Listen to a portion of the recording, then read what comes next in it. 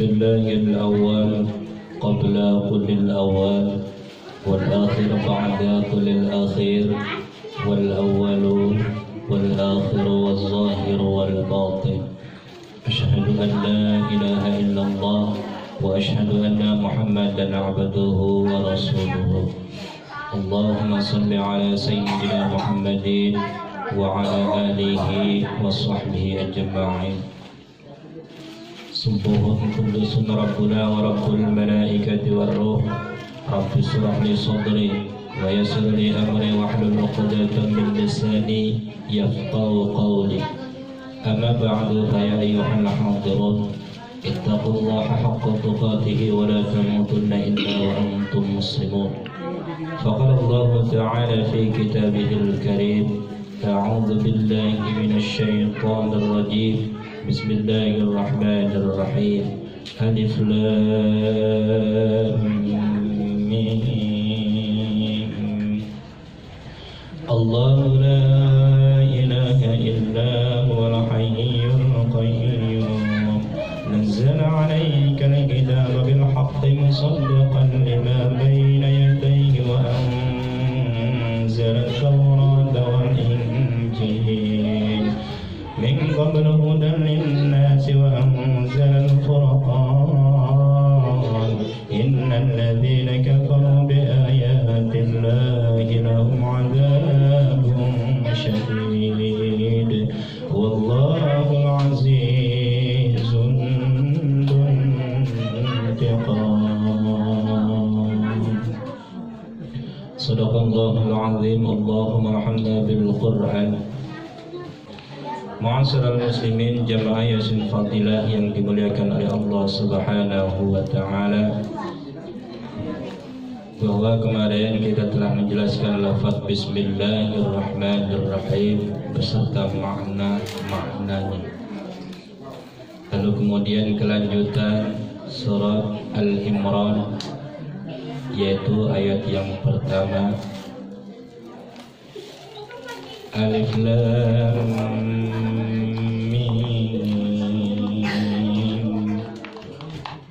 Allahu a'lamu bil muradi.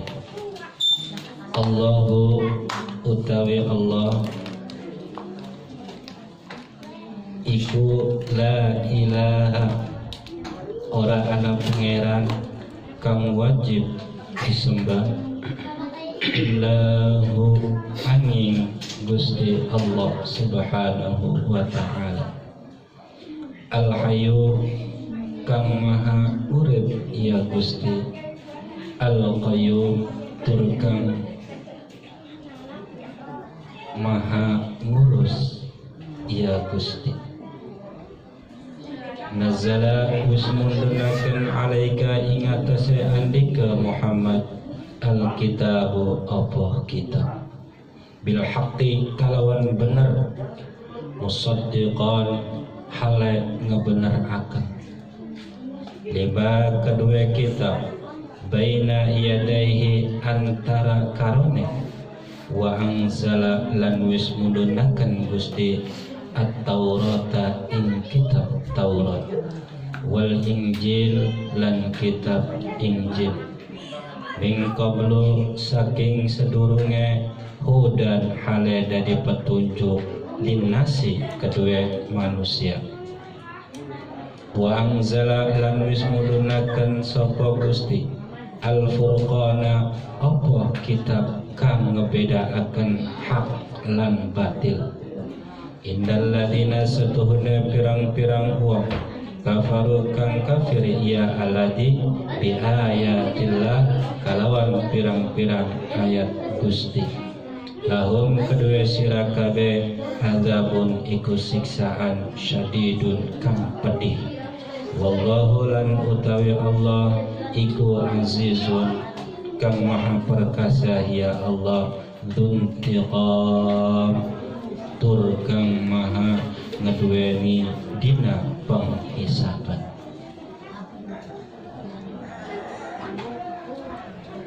Ayat yang pertama, bahwa di sini kesimpulan ada dua pendapat. Yang pertama, ada ayat muhkam, dan yang kedua ada ayat mutasyabbihat.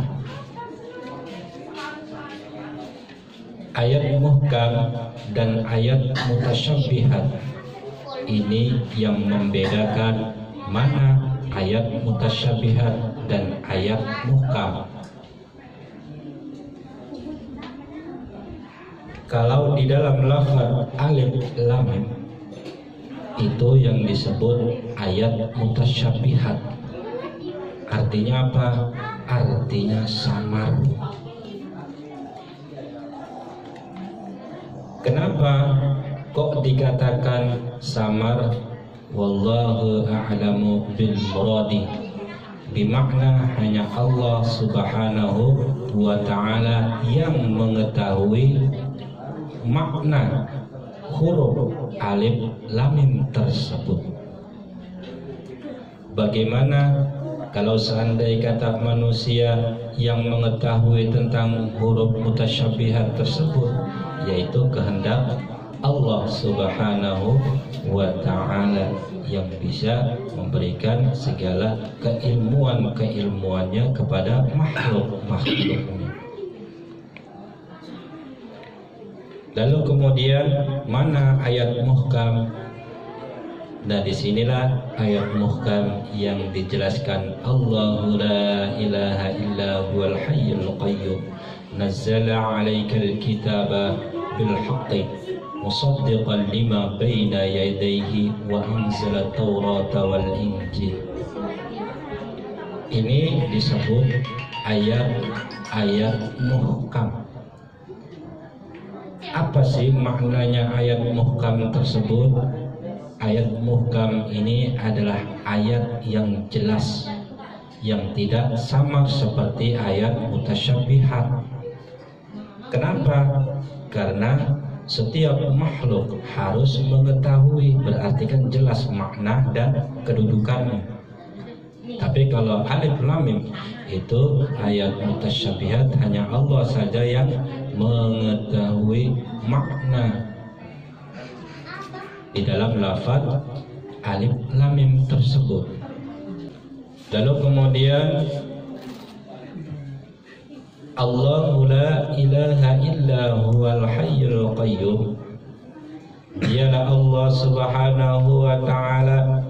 La ilaha, tidak ada Tuhan yang wajib kalian sembah, illahu, kecuali Allah subhanahu wa ta'ala. Al-hayyu, yang maha hidup, al-qayyum, tur maha mengurus seluruh makhluk Allah subhanahu wa ta'ala.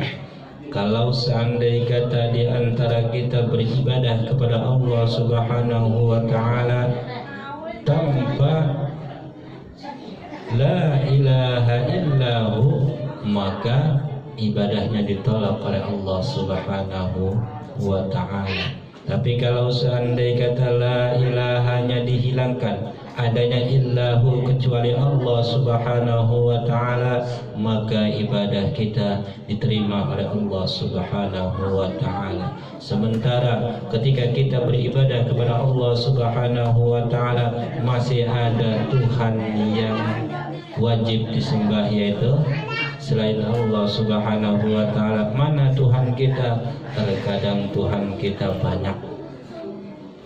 Ada Tuhan dunia, ada Tuhan harta, dan ada Tuhan tahta. Tapi illahu diduakan, maka di situ ibadah kita ditolak oleh Allah subhanahu wa ta'ala. Ketika kita beribadah kepada Allah subhanahu wa ta'ala, maka la ilahanya disingkirkan dulu, yang ada illahu kecuali Allah subhanahu wa ta'ala, semuanya tidak ada. Bahwa hanya Allah subhanahu wa ta'ala yang maha hidup, semuanya pasti akan binasa dan semuanya pasti akan mati. Hanya Allah subhanahu wa ta'ala yang maha hidup satu-satunya, Al-Qayyum, dan dialah yang maha mengurus seluruh makhluk yang ada di muka bumi maupun yang ada di langit. maka semuanya Allah Subhanahu wa ta'ala yang menguasainya. Nazzala alaika, Allah Subhanahu wa ta'ala telah mengamanatkan kepada baginda Nabi besar Muhammad sallallahu alaihi wasallam berupa apa? Al-kitabu, yaitu Al-Qur'anul Karim, bil haqqi, dengan benar.